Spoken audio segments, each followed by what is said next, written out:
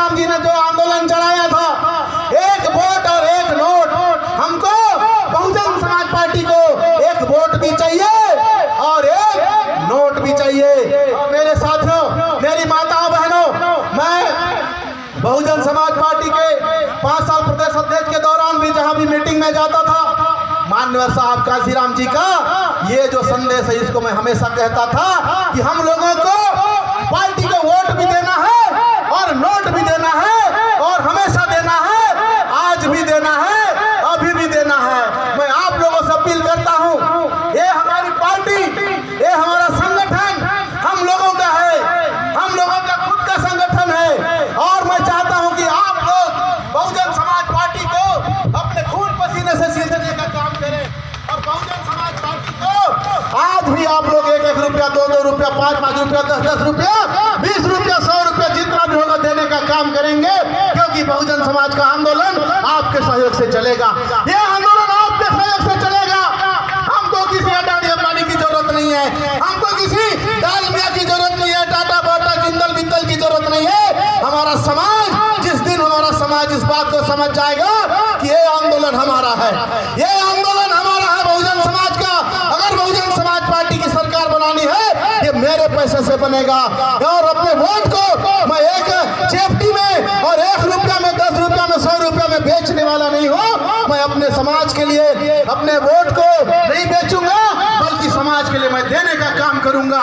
क्योंकि मान्यवर साहब काशीराम जी ने कहे थे कि मेरा समाज इस तरह से मांगने वाला बना हुआ है और मेरे समाज को मैं देने वाला बनाना चाहता हूँ और देने वाला राजा होता है, मांगने वाला भिखारी होता है। एक कांग्रेस और बीजेपी के लोगों ने हम लोगों को मांगने वाला बना दिया, लेकिन मान्यवर साहब काशीराम जी ने हमारे समाज को देने वाला बनाना चाहते थे।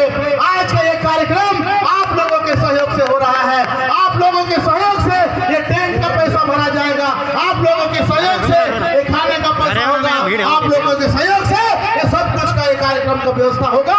इसीलिए हमको अपने नेताओं को, अपने जिलाध्यक्ष को कर्जा में नहीं डुबाना है। जिस दिन हमारा नेता कर्जा में डूबे रहेगा वो सही काम नहीं कर पाएगा। हमारा जिलाध्यक्ष, हमारे नेतागण कर्जा में नहीं डूबने चाहिए।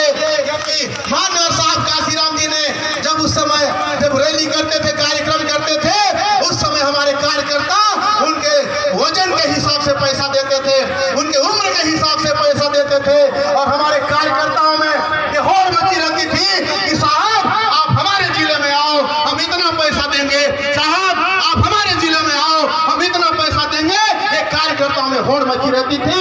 आज भी हमारे कार्यकर्ता, हमारे नेताओं को इसी तरह से आप लोगों को सम्मान देने की जरूरत है कि हमारे वकालत करके बैठे हैं एडवोकेट के.डी. टंडन जी, बगैर शादी किए हुए समाज के लिए काम कर रहे हैं।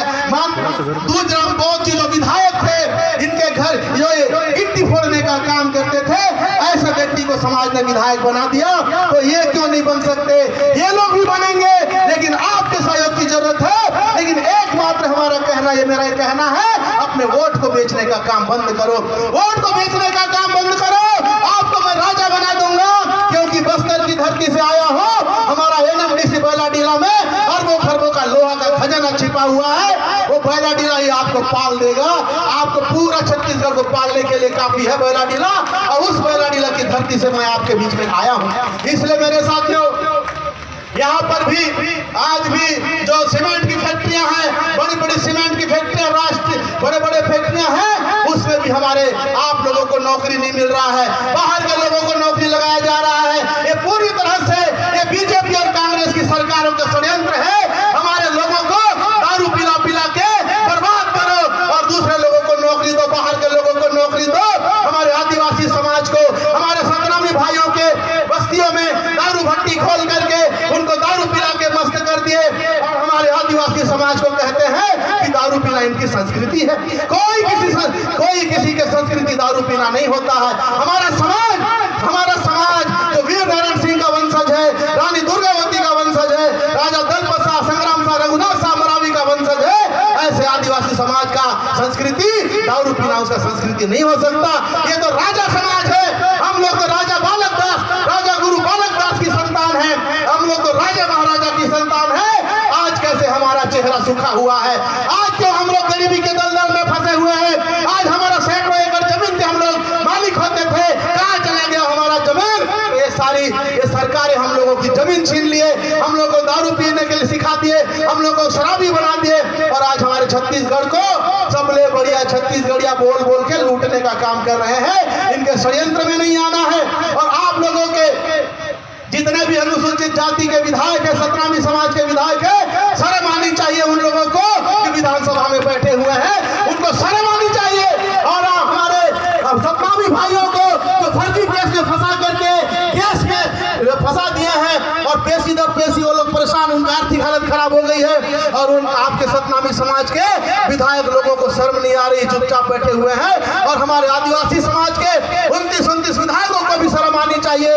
ये तो ऐसे पालतू कुत्ते हैं जो अपने मालिक के इशारे पे भौंकते हैं, मालिक के इशारे पे खड़े होते हैं, मालिक के इशारे पे काम करते हैं। तो ऐसे लोगों से कोई काम बनने वाला नहीं है। इसलिए मैं आप लोग से कहना चाहता हूं कि समय बहुत ज्यादा हो गया है और आप लोगों को घर भी जाना है, और मैं अपनी बात को ज्यादा न कहते हुए कि आप लोगों ने बस्तर की धरती से मुझे आकर के यहाँ बुलाया और मेरी बातों को ध्यान से सुना, और मेरी बातों को समझते हुए आप लोगों ने इस मिशन को, इस आंदोलन को आगे बढ़ाने के लिए आर्थिक सहयोग करने का भी काम किया। इसके लिए बहुत बहुत धन्यवाद अदा करते अपनी बात को यही मैं विराम देता हूँ।